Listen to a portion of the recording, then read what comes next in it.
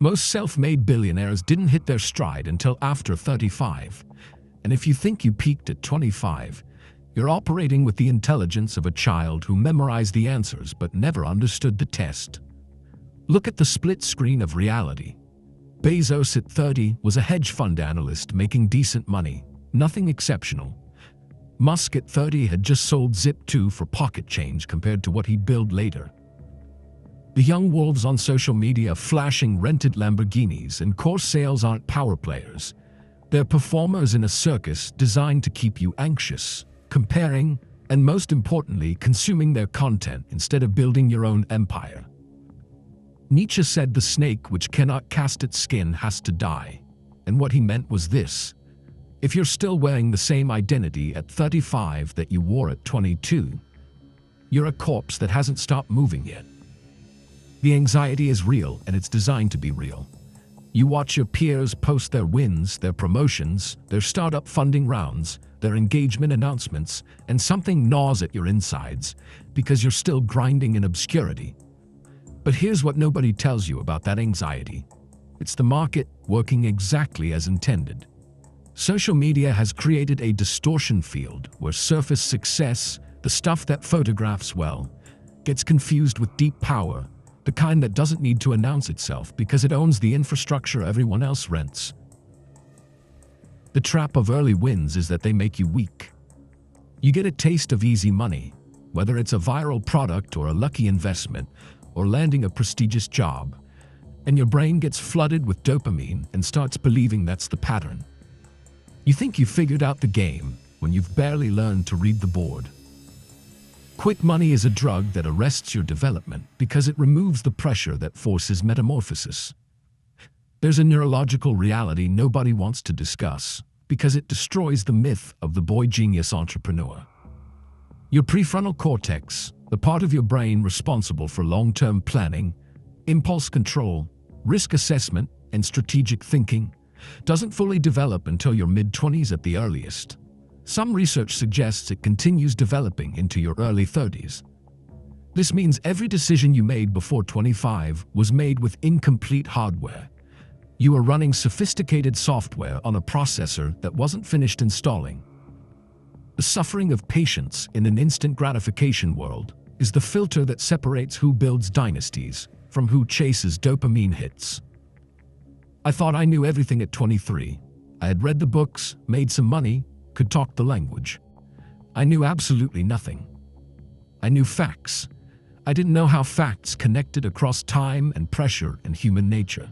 Nietzsche talked about slave morality versus master morality, and if you strip away the philosophical language, here's what it means in your world. Slave morality is the mindset of the employee, the follower, the person who needs external validation to feel valuable.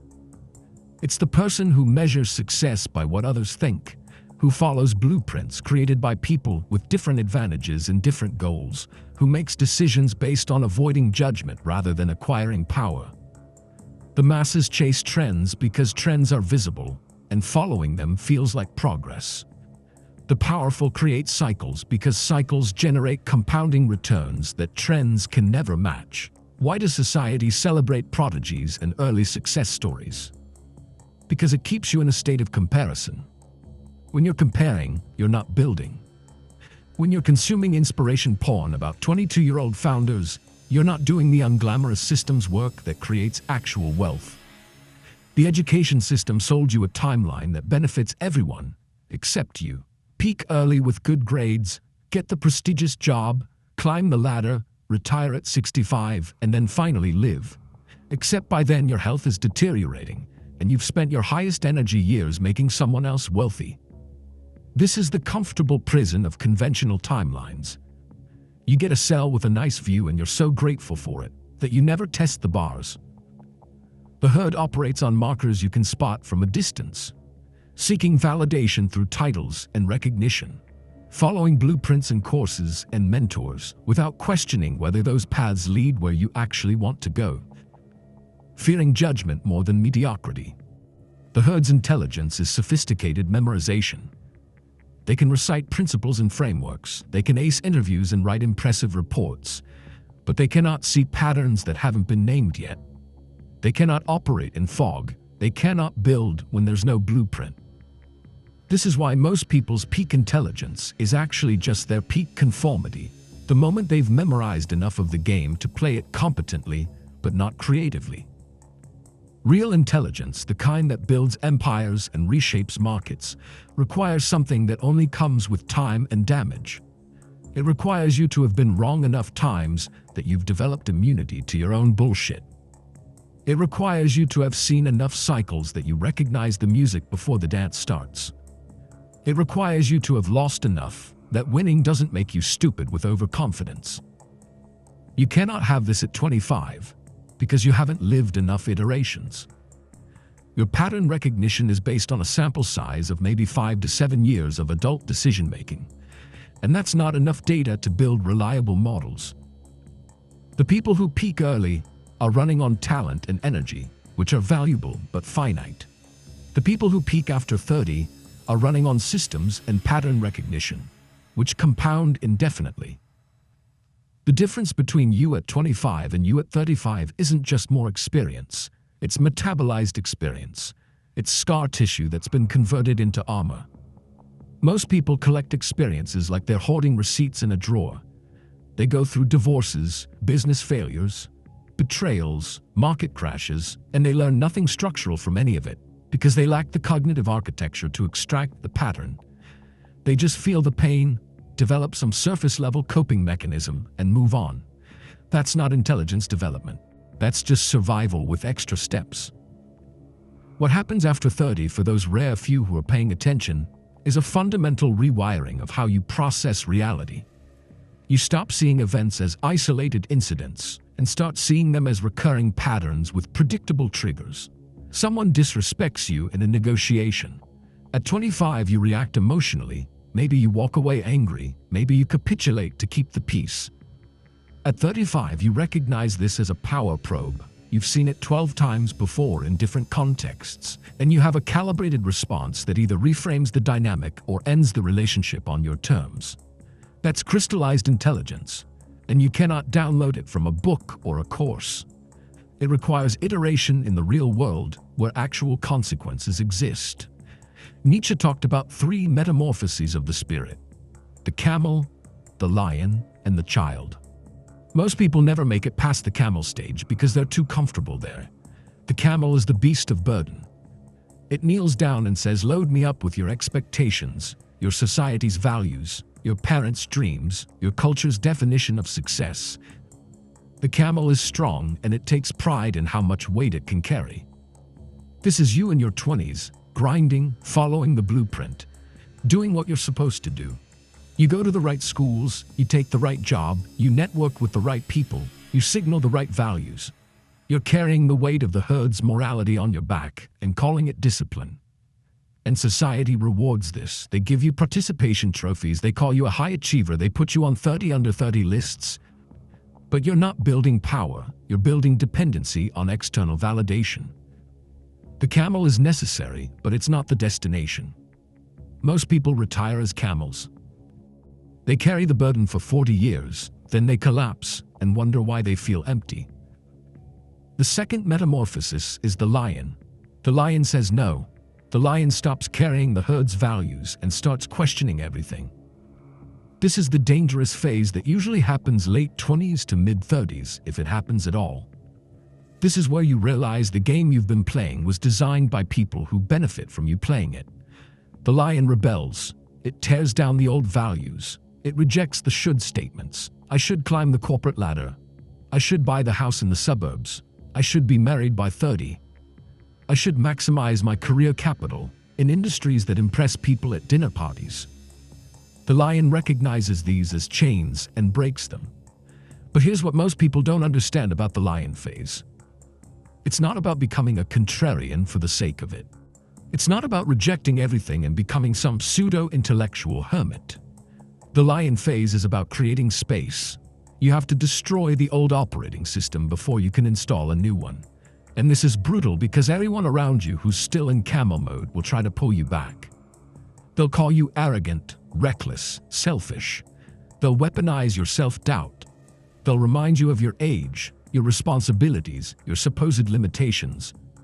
The lion phase requires you to tolerate being misunderstood, and most people's nervous systems cannot handle that level of social friction. So they retreat back to the camel, and they stay there forever. If you survive the lion phase, you get to the third metamorphosis, the child.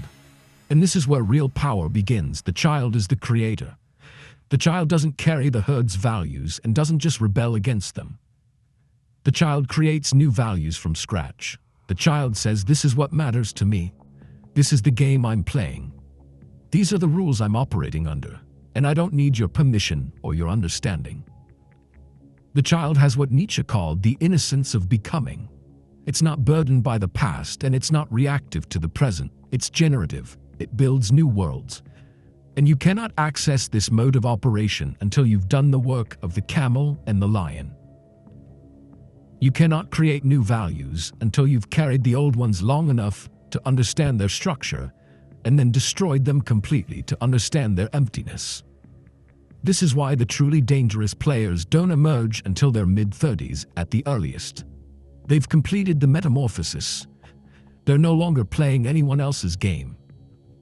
Look at the data and you'll see this pattern everywhere. Sam Walton opened the first Walmart at 44 after spending 2 decades learning retail from the inside. Ray Kroc was 52 when he bought McDonald's.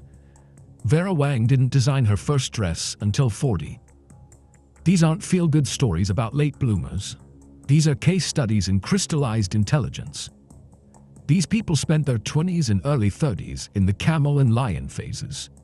They carried the weight, they learned the systems, they identified the patterns, they rejected the conventional paths, and then they built empires based on insights that only come from metabolized experience. They had something that 25-year-old prodigies don't have. They had pattern recognition across multiple market cycles, multiple relationship dynamics, multiple versions of themselves. They knew what worked, what didn't, and why. That's the intelligence that doesn't peak before 30. Here's what I want you to do right now. Drop your age in the comments and one pattern you've noticed about power that you couldn't see 5 years ago. Not some abstract philosophical observation. A concrete pattern about how power actually moves in your industry, your relationships, your own psychology. What do you understand now that was completely invisible to you half a decade ago? And if you're done playing the herd's game, if you're ready to stop carrying their values and start creating your own, comment metamorphosis. I'm looking for the people who are in the lion phase or transitioning to the child phase. The people who've done the work and are ready to build something that matters. The herd won't understand what you're doing, and that's the point. You're not building for their approval. You're building for 2035 and beyond. The practical advantage of this late developing intelligence is chaos tolerance. Markets crash, pandemics hit, industries get disrupted, relationships implode, health crises emerge. The person who peaked at 25 has maybe experienced 1 or 2 of these chaos events, and they panic when the next one hits because they don't have the pattern recognition to understand that chaos is just the market's way of redistributing power from the fragile to the anti-fragile. But the person who's been through multiple iterations of chaos by their mid-30s has developed something more valuable than optimism or resilience. They've developed calibrated response mechanisms. They know which types of chaos to ignore, which to exploit, and which to avoid entirely. They're not reacting emotionally to every market swing or cultural shift. They're operating from a database of pattern-matched scenarios. This is why emotional regulation becomes a competitive edge between 28 and 35. Your amygdala finally starts listening to your prefrontal cortex. You can feel the fear or the greed or the anger and not be controlled by it. You can sit in uncertainty without compulsively acting just to relieve the psychological tension. Strategic patience becomes possible. And strategic patience is how you separate yourself from the 97% who are just reacting to stimuli like sophisticated lab rats. Your 20s are for breaking. You're supposed to fail businesses, end relationships, make bad investments, trust the wrong people, overestimate your abilities, underestimate your limitations. You're collecting data. Every failure is a calibration point. Every betrayal is information about human nature. Every market loss is a lesson in risk assessment. But most people don't treat their 20s as data collection. They treat them as a race to some imaginary finish line. And when they don't win the race, they conclude they're broken instead of recognizing they're right on schedule. The breaking is the point. You cannot build anything durable on untested foundations. Your 30s are for building, but only if you actually learned from the breaking, instead of just numbing yourself to it.